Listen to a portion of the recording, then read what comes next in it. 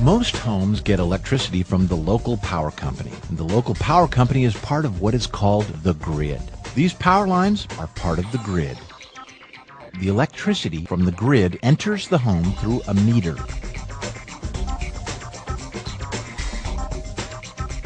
By adding a solar energy or PV system to a home, the home can generate its own electricity.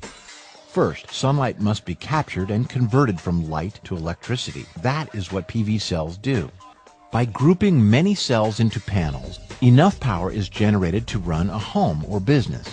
The electricity that is created by the solar panels is DC, or direct current electricity. DC electricity must be gathered together and changed or inverted into AC, or alternating current, which is the type of electricity found throughout a home. This is done with a piece of equipment called an inverter. The inverter is a very important part of the system.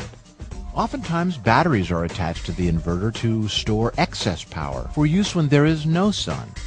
The inverter provides the electricity necessary to run the home. If there is excess power generated by the PV system, the inverter can push the extra power out onto the grid. Normally, the wheel on a meter turns one way as the power from the grid enters the home. But with a PV system installed, it's possible to turn the meter backwards. This means that instead of a home buying power from the grid, the home is selling power to the grid, and this is usually done in the form of credits. With the right PV system on a home or business, the expense for electricity, which could be many thousands of dollars a year, could be reduced to nearly zero. Solar energy systems are good for the environment, and they can save a lot of money on energy in the long run.